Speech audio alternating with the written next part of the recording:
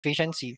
So power, I think this was already mentioned during your physics, or it's being mentioned also on your circuits, diba? On your circuits subject, no, the computations for power. But your computations for power with your circuits is in terms of electricity.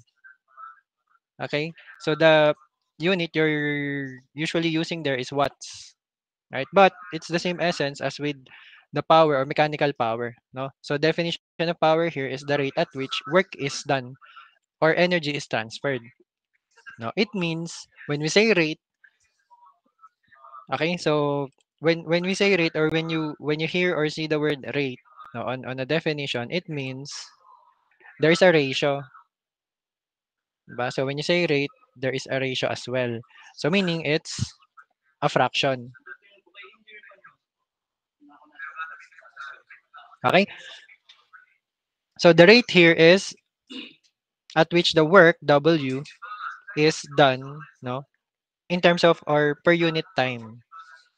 Okay? So W is your work, and this work, no, is synonymous to energy also. That's why their unit is in joules, no, or the units of energy. And then per time, so your unit here in unit analysis is usually joules per second. Okay? So that joules per second is equivalent to the unit of power, which is watts. All right? And in your circuits discussions, when you multiply the time to your power, diba, you get the unit for the energy. So you get watts or watt second, no, or watt times second, or the more commonly used, the commercial unit used is watt hour, diba? Or the more commonly used in terms of commercial use or residential or even commercial use is kilowatt hour, or kilowatt hour, no, kWh. This is what we're familiar with. Okay, so this came from multiplying your unit of power and the time. But this is also equivalent to joules or energy. Diba? So that's why we call it on our electric bill energy consumption, no, not power consumption. Okay, is that clear? So it should have been discussed already on your on your physics class. Sorry, not also physics classes, and also on your ECs. Now, but for mechanical energy, since we're dealing with engineering mechanics, so we're gonna be using joules per second or even watts as well, but in terms of mechanical use of your power. Okay, so that's why now on the next one we have if a constant force F moves an object at a distance, so we can also get a unit of energy here, di ba? Which is the force in Newton times your distance S. This is meter. Okay, wherein your Newton meter is also equivalent to joules. Okay, so it's a bit confusing, but if you analyze and if you familiarize with this, so it means joules has many equivalent units. Now you have kilowatt hour, you have Newton meter, okay? And if motion is in the direction of the force and the object moves with velocity v, okay? So you can also get another equation for power, which is force times velocity. Okay, so when you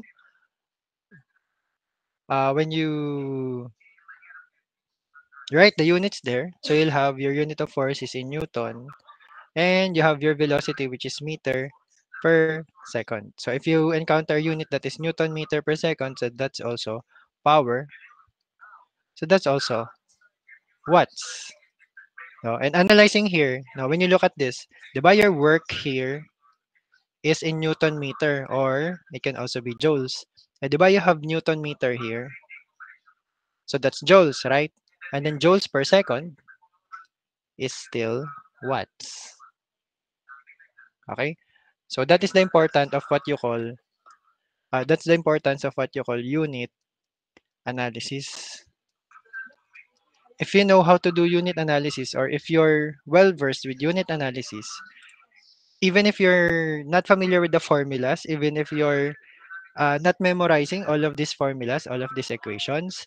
As long as you understand unit analysis like these, no, you don't even have to memorize formulas. You just need to understand which given values are you going to use and what unit is your required. For example, what is asked is power, and then you have a given force and velocity. So if you understand that Newton meter per second turns into watts, now you can easily solve that problem. Okay? So another one here, if force and velocity are not along the same direction. So the previous one, your FV, your force times velocity, is that your motion is in the direction of the force. So they are moving along, okay, on the same direction. If this is your force, this is also your velocity.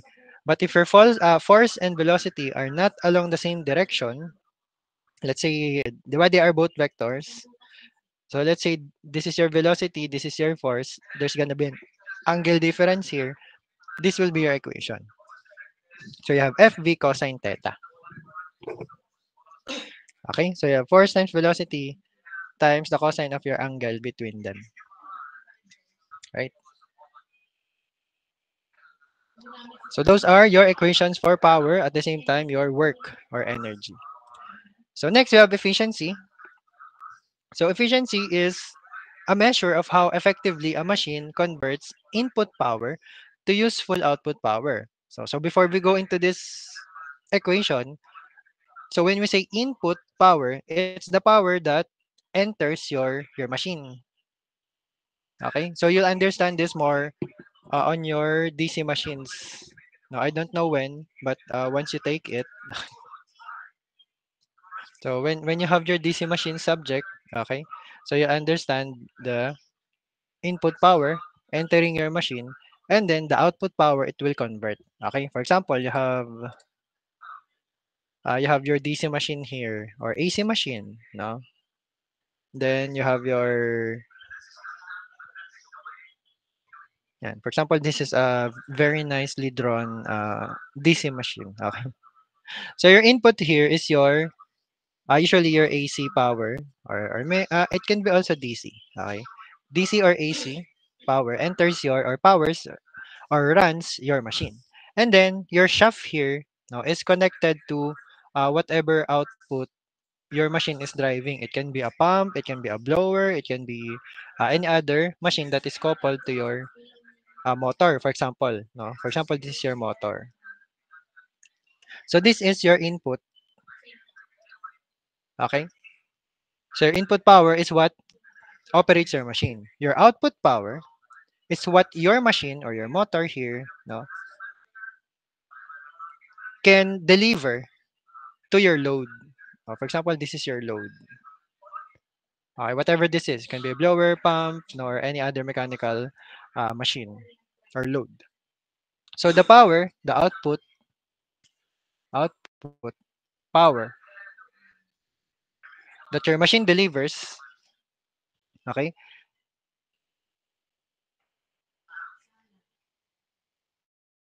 if we get the ratio of that output power to the input power that enters or powers up your machine, so you get the efficiency of that machine. Now it means how useful that machine is in terms of the power entering it and the power it is delivering.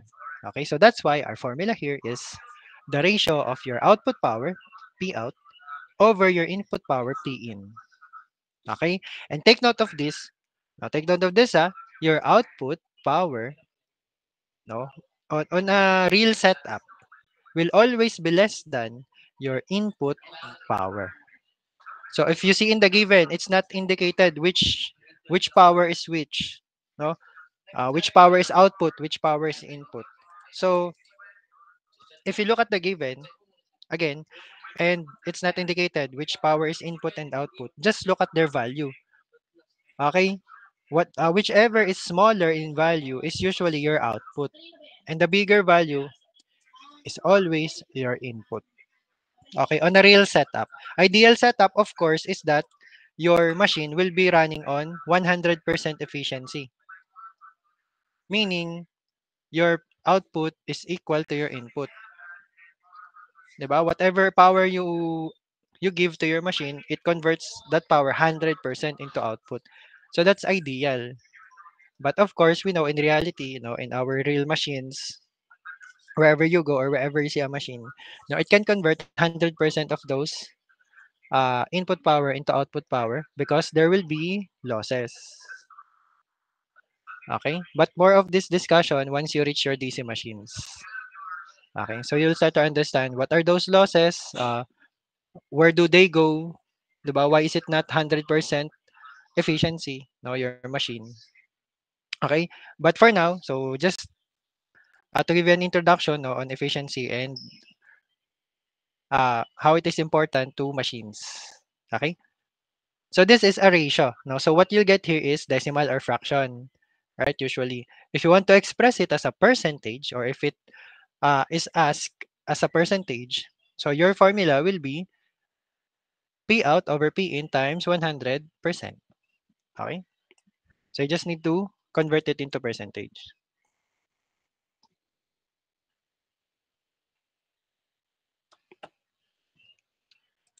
Okay, let's have some examples here. So example 1 here, a car engine exerts a force of 2,000 newtons while the car moves at 20 meters per second. So calculate the power of the car. Okay, so again, looking at the given, even if you don't understand or if you don't memorize the formula, you have here an F and you have here your V. Okay, 20 meters per second, 2,000 newton. Even if you don't memorize the formulas that I showed you earlier, and you're only given the units here, diba? Newtons, meters per second, and you're asked for the power. Diba the unit of power is watts. Okay, but this watts is also what? Joules per second. But that joule can also be written as what? Newton meter per second. Look at your given. You have a Newton, you have a meter per second. Okay? So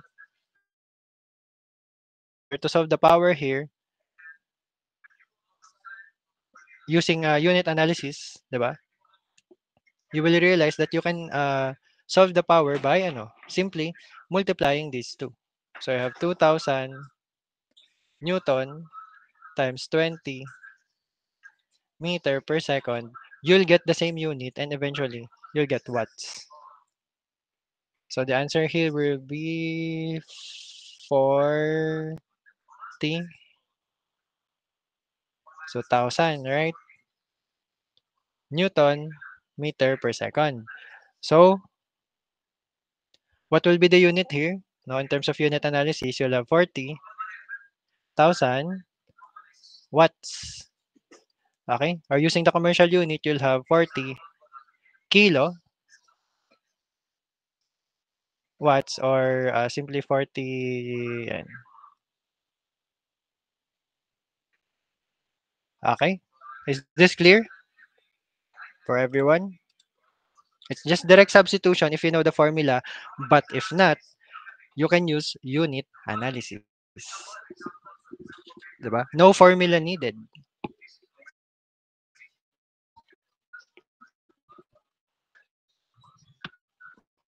Okay? So let's proceed to the next one.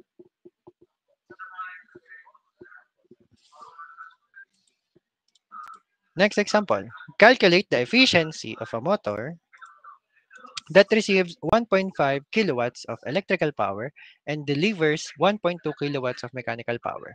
Okay, like what I've said earlier. No? If it's not directly mentioned which is input power, which is output power, your first clue here is always that P out is less than P in.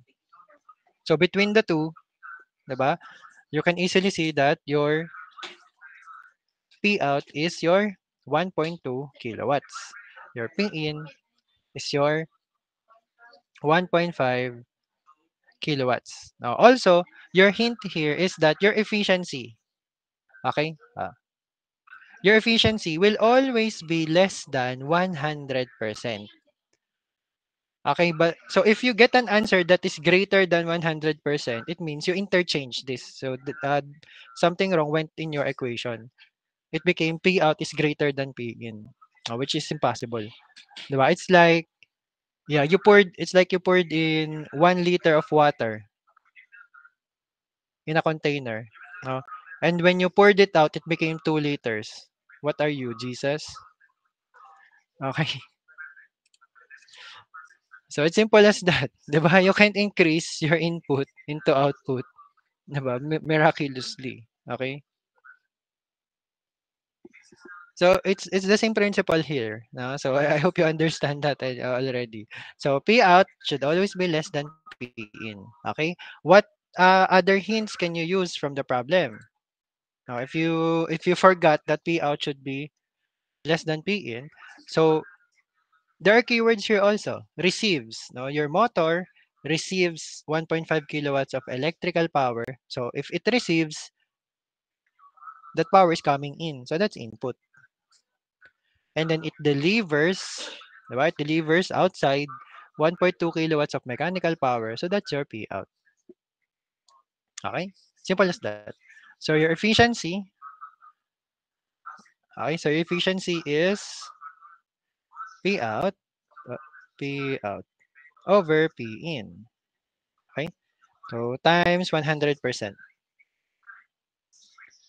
So your P out is 1.2 kilowatts. Your P in is 1.5 kilowatts. So these two will cancel the units times 100%. So what will come out to here? 1.2 divided by 1.5 times. So that's sakto, 80. So you have your 80% no, efficiency. Okay? So is that clear for power and efficiency? It's recognizing which is which. So which is the input power, which is the output power. Okay? So sometimes there's gonna be problems here wherein it's not gonna be a simple direct substitution like this. No, it can be a combination of this. Diba? For example, your output power for the car is 40 kilowatts. No, like you're going to solve it like this. But your car will also have an input power. Diba? That you will also solve. No? And then what is asked actually is the efficiency of the car. So meaning you will use this, your output power, and then you will use the formula for efficiency using also the input power of the car, right? To get the efficiency of that car.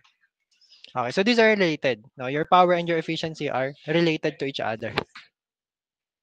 Okay?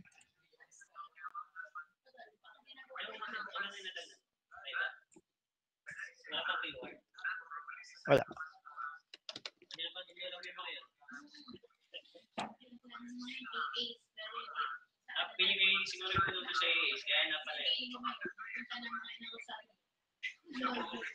Okay. So our next topic here is momentum. No, actually impulse and momentum. So your momentum, linear momentum to be exact, is the product of an object's mass and velocity. Okay? So every matter has mass, 'di ba? And if that matter or object moves with a velocity, it will have a momentum. Right? So for example, you are running. Okay? So you have momentum because you have mass and then you are moving at a velocity. No? So that's what happens for example if you're running and you bump into someone that is at rest or just standing. No? So your momentum is of course greater than that person who is only at rest or is only standing. Okay? So what happens is that that person will talsik. That person will be pushed greatly, 'di ba? Because you have more momentum than that person. Okay, so that's also an example of a collision. And now one of the applications of momentum. Okay, so the formula for momentum P, so we denote it as small letter P, your momentum, and also it's a vector quantity, 'di ba? Because why is it a vector quantity? Because of course your mass is a scalar, but your velocity is also a vector. So the resulting, the resulting parameter here, momentum, will also have a direction. Okay?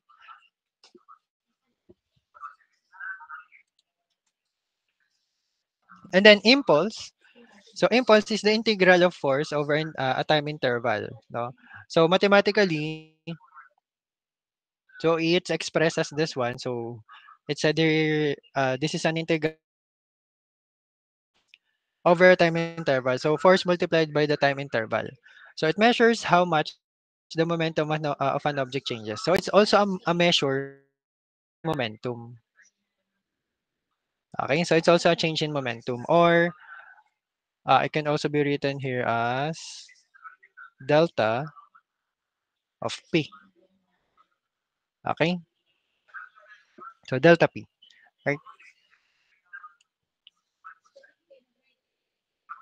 So this is the integral of force times dt because this is the change of time, no, or a time interval from t1 to t2. So simplifying this one, this equation or this integral, you'll have it like this. Wherein your delta t here is it's like f times t2 minus t1. Diba when you solve this integral, it will look like this. Yan. Which again is also equal to delta p, your change in momentum. Okay? So that's why you also have your impulse momentum theorem. So it means a force acting for a longer time produces a larger change in your momentum. Okay, so that's why your impulse here can also be expressed as a delta p or delta change in momentum. Now, which is also equal to, diba our momentum is what? mv, right? Diba our momentum is also mv. So if it's a change in momentum, no, for a same object, you'll have the same mass for that object, but it will have velocity 2 and velocity 1. Okay, so you'll have mv2 minus mv1 for that object. So later on, we'll have uh, applications of momentum, no, yung collision nga, wherein there will be scenarios that your mass will change depending if your two objects collided will stick together or not. If they stick together, their mass will add. If they did not, so their mass will not add, and we will compute the separate masses here for your impulse. Okay, or your momentum and as well. So applications of impulse momentum. So yun nga, number one, collisions and impacts. So collisions often involve large forces acting for very short times. All right. So like what I said earlier, if you are running, no, and then there's another person here that is at rest or only standing. If you bump into that person, no, so there will be a collision wherein for a very short time, no, these large forces will collide. Okay, so you have a momentum mv. So this person also has momentum, but since the velocity is zero because he's at rest, actually, so this will become zero or his momentum is zero. Okay, while your momentum is the product of your mass and velocity, so you have a lot of greater momentum than this person. Okay, so that's also how if you see in some news or on the road sometimes if you see a collision wherein the involved vehicles are, for example, a motorcycle. Wow, motorcycle. Imagine this is a motorcycle, a big bike. Yeah. Okay. And then you have a truck here or a bus. For example, the bus is at rest. Okay. Diba? I'm really good at drawing. You know. Okay. So for example, your bus is at rest. So its momentum is zero, right? Because it's not moving. It only has mass. But your motor has mass times velocity, so it has momentum. All right. So even though your motorcycle is a lot smaller than your bus, since it has more momentum than the bus, now usually what happens is what? Now if that motorcycle um crashed into a bus that is at rest, 'di ba what happens is the bus gets more damage than the motorcycle. Of course, the motorcycle will also get damaged, but what happens is that the bus will take in also a lot of damage. Okay, as compared if the bus is moving with momentum, and then for example your cycle's momentum is zero. So sometimes what happens there is that the bus takes minimal damage while your motorcycle is crushed. Diba? So that's the reason or that's the science behind that, no? Those collisions and crashes and damages. Okay? So even if you have a small object, if it has a really fast velocity, no, it can damage a bigger object a lot that has no momentum because it's not moving or it's only at rest. Okay? So that's how sometimes that's how when you do sciences or forensics, no, that's how they investigate those collisions or crashes. Okay? So application is vehicle crash analysis, no. And then also billiard balls. So although it's sports, no, and it takes skills to do billiards, no, but the science behind it is that of course billiard balls collide with each other. Although those professional players like Efren Bata Reyes, AJ Manas, no, and sino ba yung US? Basta nakalimutan ko yung pangalan niya. No, I forgot his name. So those professional players, I know Alcaide, the Spanish one. So although they don't compute in their heads, no, what will be the momentum, what will be the mass times velocity of the billiard balls, no, although for sure they're aware, no, of those numbers, no, but there's science behind it also.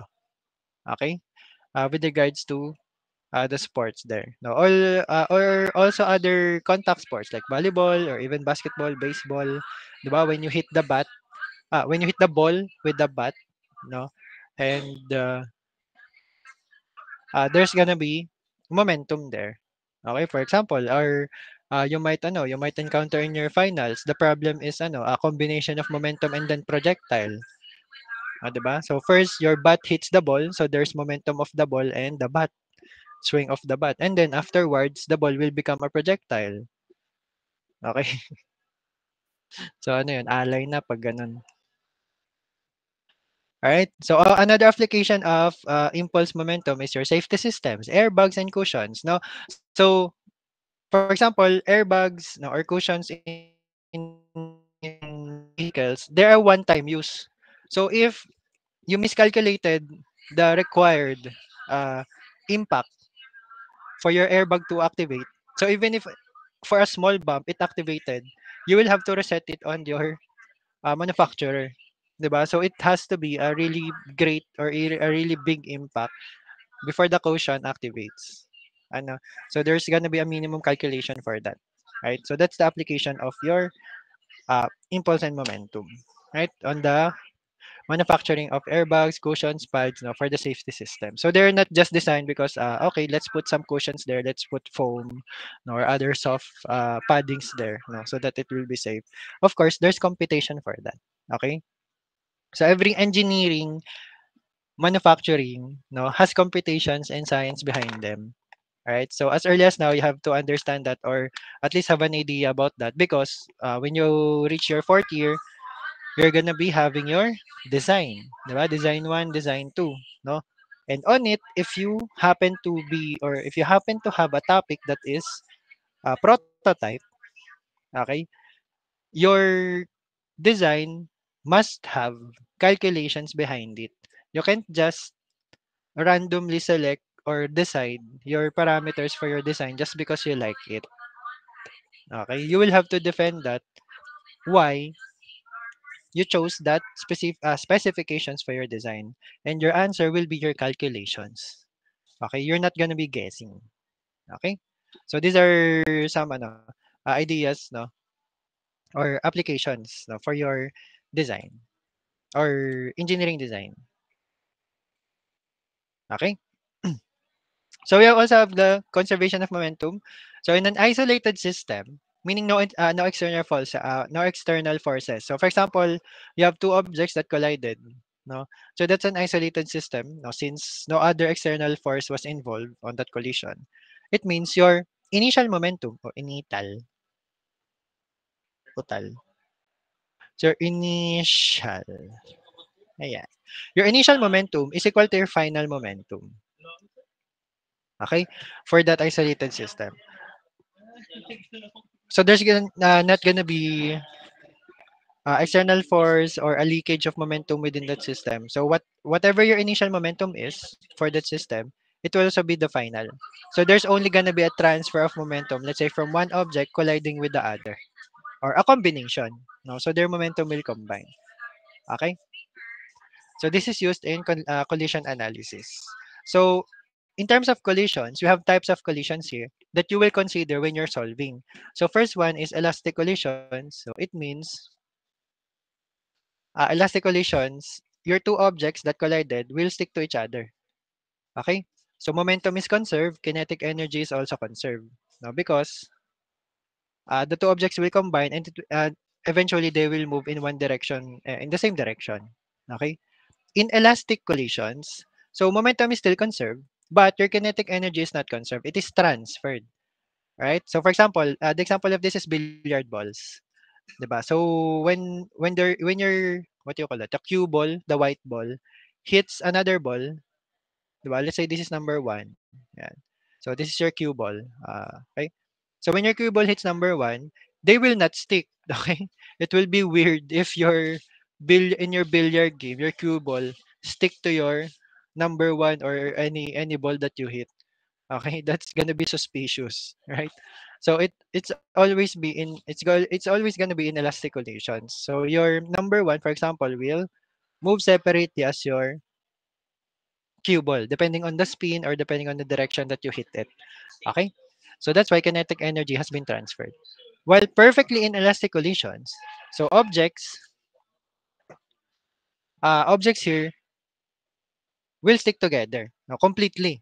Okay? So as compared to elastic collisions, elastic collisions, the objects will attach, but eventually they will separate, right? But if you have perfectly inelastic collisions here, so your objects will stick together, and then momentum is conserved, and then maximum loss of kinetic energy because all of it will be transferred. Okay, because uh, for example, you have your billiard ball another case where your billiard balls stick to each other. Your number 1 ball is at rest, of course, it's not moving. And then if it is hit by your cue ball and your scenario or setup for your billiard game is that the cue ball will stick to the ball it hit. Okay, for example, no. So they will move together on the same direction. Okay? So there will be maximum loss of kinetic energy because your kinetic energy for your cue ball will be transferred entirely into the system na. Right? So when you're solving, for example, no, when you're encountering uh, collision problems, no. So what you need to understand from the problem is if the two objects will stick together or will they separate in different directions. No? And which directions will they go? Okay, so it will be indicated in the problem, or you're going to solve also the direction where the objects will go. Okay, so that will be your considerations in solving this type of problems. So example 1 here, I think we have ano ba to? Tatlo. So example 1 here, to calculate the impulse of a 4 kilogram ball if its velocity changes from 6 meter per second to 2 meters per second in the opposite direction after being hit. Okay?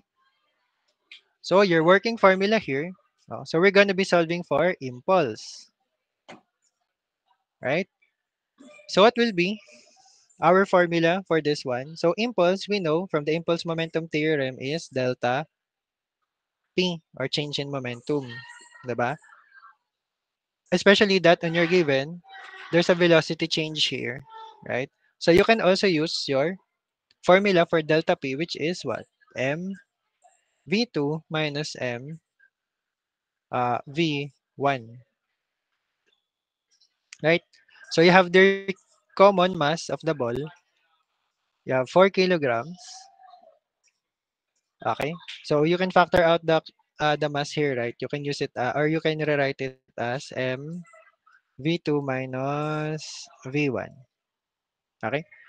So your 4 kilogram ball changes its velocity from 6 meter per second to 2 meters per second. Okay, so we're gonna have here 6 minus 2 is 4 times 4 is 16. So your unit here is kilogram meter per second. So that's your unit for your impulse, no, or change in momentum.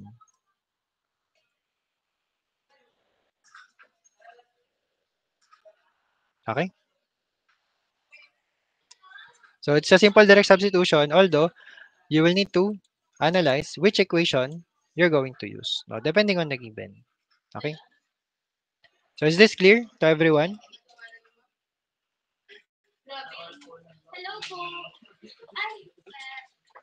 Okay, so let's proceed. Number two, determine the force a 10 Newton second impulse acts on a 2 kilogram object over zero point 0.5 seconds.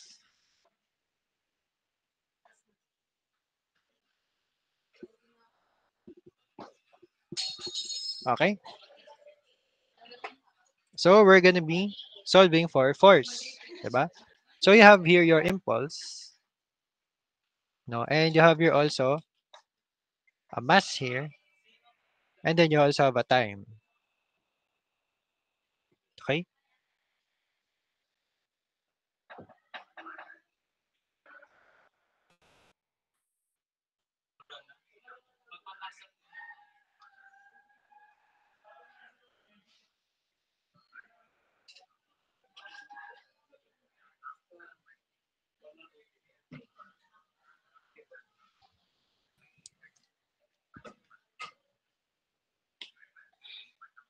so our analysis here is which again, no, which formula are we going to use? So diba we have your impulse here, which is from earlier.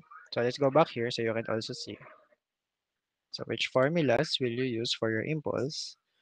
So you have here, diba, if a constant force applied, no, for a time t, so your impulse is F delta t, diba?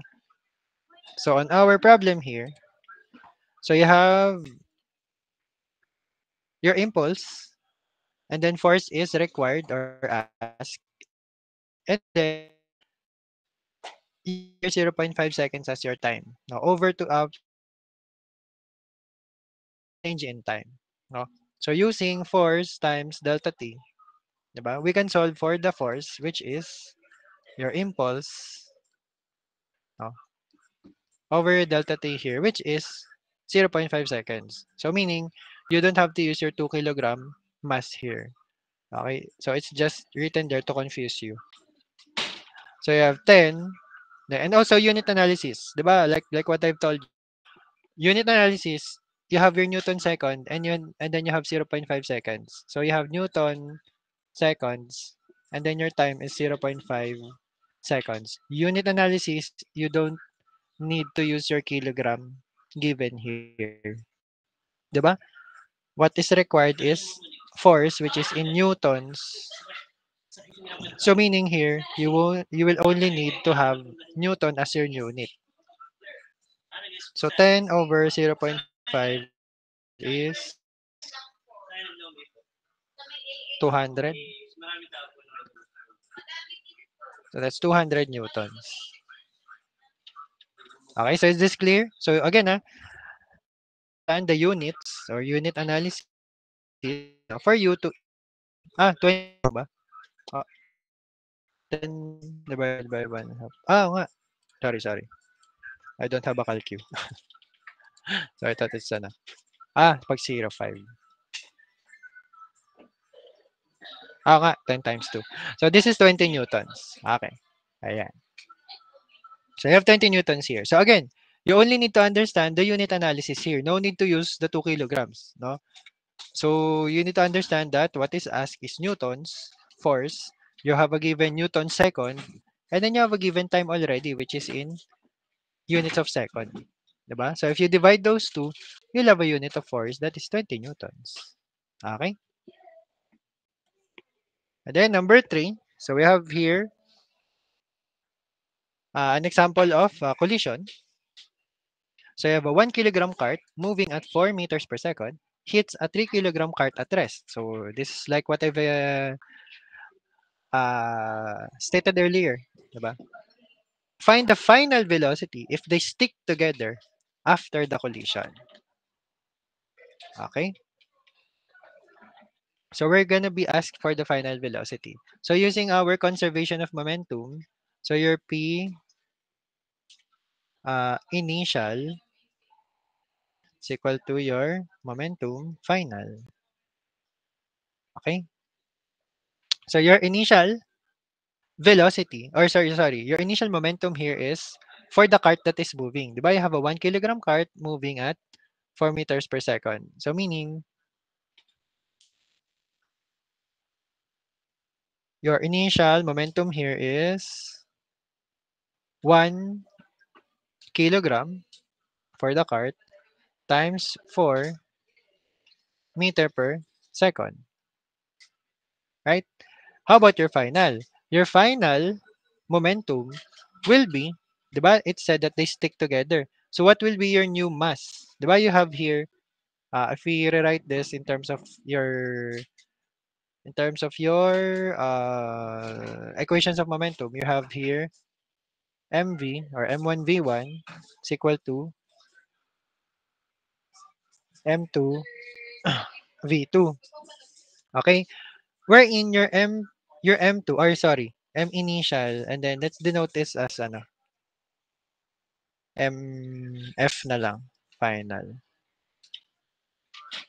Ayan. And then this initial m1 v1 then mf vf no. So that your you know that this is final. So your final mass here, no? Because it said in the problem, they stick together. So it will be what?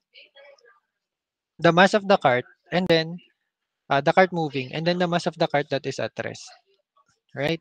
So meaning your mass will become 1 kilogram plus 3 kilogram. Okay? And then your final velocity, so that's missing. Ayan. Okay? So this one is missing. Okay? So what will be the computation here? So that is 1 kilogram times 4 meter per second. Then over, this will become 4 kilograms. Right? So this is your final velocity. So your VF here, so this will cancel. So what the unit that will be left is meter per second. So 4 over 4 is 1 meter per second. So that is your final velocity. Okay? Since they stick together. And it makes sense, right? Because if your two carts stick together, so what will happen to their final velocity? Will it increase or decrease? Sige nga, based on our analysis here. So what will be their final velocity? Will they speed up or they will slow down? But its velocity, their velocity combined will decrease because they're gonna be heavier. Okay? And also they will move at the same direction, with the same direction. Okay? So your final velocity should be smaller, which is 1 meter per second. Right?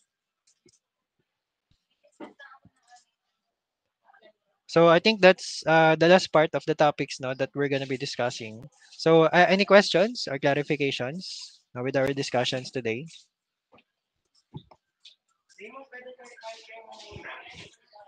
Okay, so far so good. Okay, so let's jump.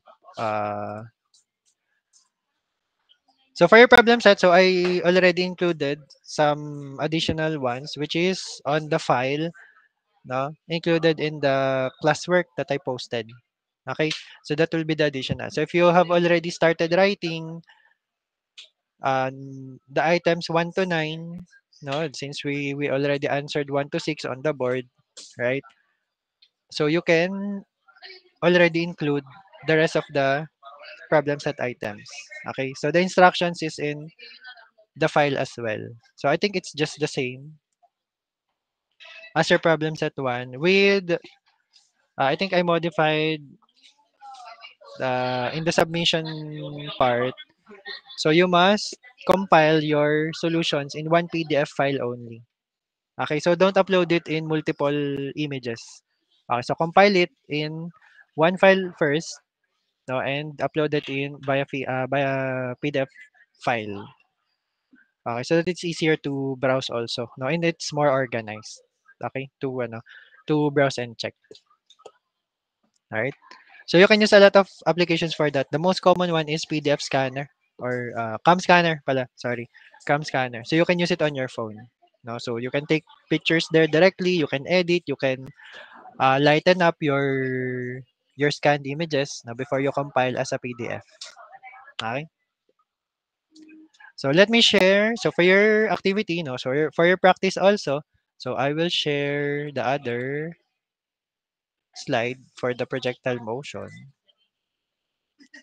Okay.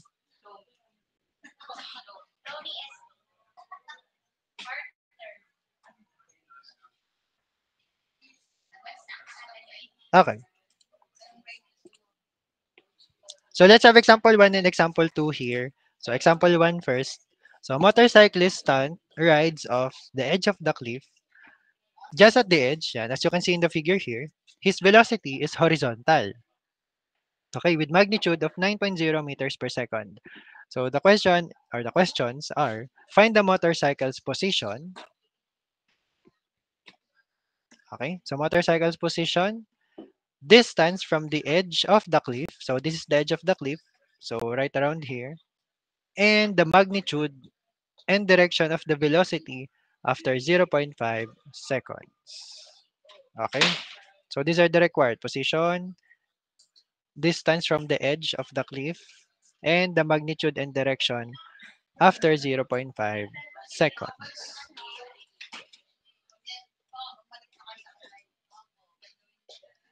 Okay? So, so I think you'll answer this one first muna. And then later I will give this one. Okay? So try it on your own. So you may send your answers and solutions on the group chat na lang, on our messenger group chat. Okay, so write it on any paper or on your tablet or any writing material you have, no? And then send it on our messenger group chat. So I can see that you have tried this also as well. So since this is not included in your problem set, no, so we'll answer this now. So motorcycle's position, distance from the edge of the cliff, the magnitude and direction of the velocity after zero point 0.5 seconds. So maybe I'll give you about uh, 10 minutes for this one. So until 1:15 p.m. Because we still have another example. Okay? So I leave this on screen here.